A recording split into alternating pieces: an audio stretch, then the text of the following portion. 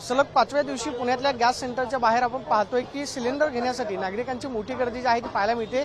सध्या आपण पाहतोय की सकाळी 7 वाजल्यापासून नागरिक जे आहेत ते रांगेमध्ये उभे आहेत, कारण अजूनही लोकांमध्ये संभ्रम आहे। खरं तर प्रशासनानं सांगितलेलं आहे की गॅस सिलेंडर जे आहेत ते मोठ्या प्रमाणावरती मुबलक प्रमाणावरती जे आहे ते उपलब्ध आहेत। मात्र आपण पाहतोय की गॅस सेंटरच्या बाहेर या ठिकाणी आपण पाहतोय की या ठिकाणी मोठी गर्दी जी आहे ती झालेली पाहायला मिळते। सलग 5व्या दिवसापासून नागरिक जे आहेत ते रांगेमध्ये उभे आहेत।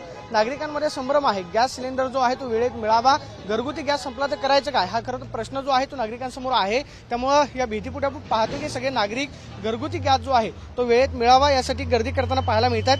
पुण्यातल्या शेंगर रस्त्यावर आपण पाहतो की गर्दी झालेली आहे। जिल्हाधिकाऱ्यांनी गॅस एजन्सीजला सूचना दिलेल्या आहेत की गॅस जो आहे तो ऑनलाईन पद्धतीनं बुकिंग केल्यानंतर गॅस एजन्सीज घरगुत पोहोच करायचा। अगदी त्याच पद्धतीनं आपण पाहतो की सिलेंडर जे आहे ते घरामध्ये पोहोच करा अशा पद्धतीच्या सूचना दिलेल्या असल्यानंतर सुद्धा गॅस एजन्सी जे आहेत रस्त्यावरती आपण पाहतोय गॅसचं वाटप करताना पाहायला मिळतं। मात्र सलग 5व्या दिवशी सुद्धा आपण पाहतोय की शेंगर रस्त्यावरती गर्दी झालेली पाहायला मिळते आणि प्रशासनाकडून जरी सांगण्यात येत असलं तरी सुद्धा लोकांमध्ये संभ्रम आहे आणि गॅस सिलेंडर जे आहे ते वेळेत मिळत नसल्या कारणामुळे आपण पाहतो की गर्दी जी आहे गॅस सेंटरच्या बाहेर आपल्याला पाहायला मिळते।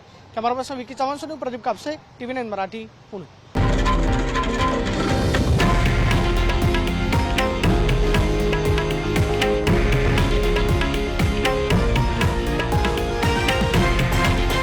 हे आहे देशातील नंबर 1 न्यूज नेटवर्क आणि आपण पाहत आहात TV9 मराठी, एकमेव।